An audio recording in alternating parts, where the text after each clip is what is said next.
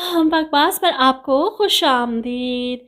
माँ नहीं सासू में ड्रामे की आज की किस्त में आपने देखा कि सलमान अरूज से अपनी बच्ची छीन कर ले जाता है, ये कहकर कि तुम भी तो अपनी माँ के बगैर रही थी, ये भी रह लेगी।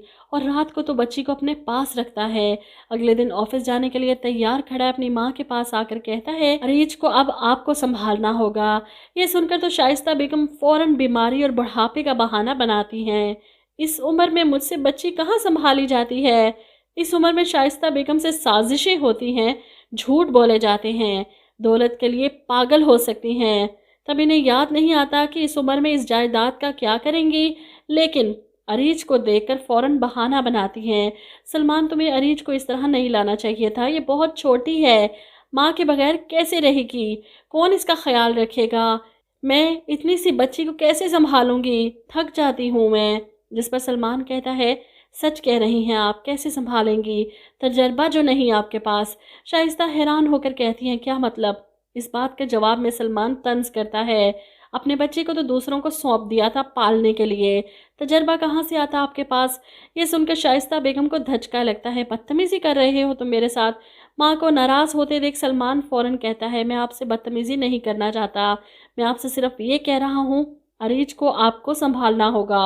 और यहाँ पर शाइस्ता बेगम बादल नख्वास्ता सलमान को मुतमईन करने के लिए अरीज को पकड़ लेंगी, लेकिन इसके ऑफिस जाते ही इसे वसाई के हवाले करके खुद आराम करेंगी। संभालो इसे, पहले भी तो तुम ही संभालती थी, बच्ची रो रो कर पागल होगी, वसाई से संभाली नहीं जाएगी, बीमार हो जाएगी। माँ के बगैर इतनी छोटी बच्ची को संभालना वसाई के बस में नहीं।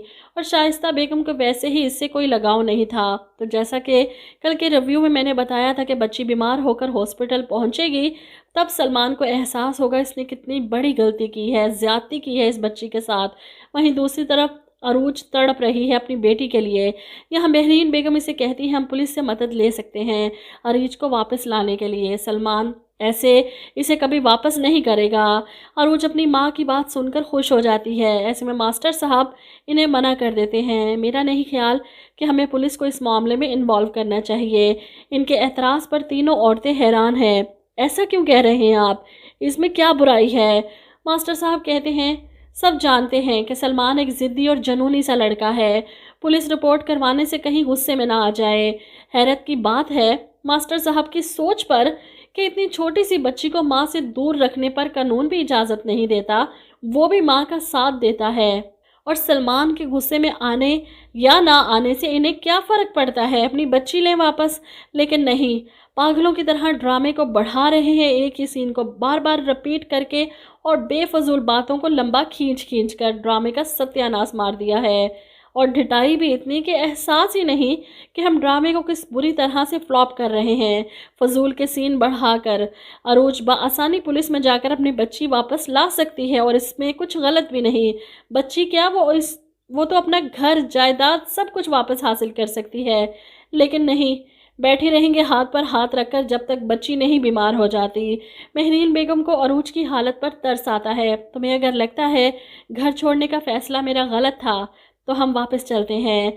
जिस पर अरूज कहती है नहीं अम्मी, मैं आपके फैसले के साथ खड़ी हूँ, अब जो भी होगा हम मिलकर देखेंगे, ड्रामे का एंड जो भी हो। मुझे तो बच्ची पर तरस आ रहा है जो इन लालची और जाहिलों के बीच में फंस गई।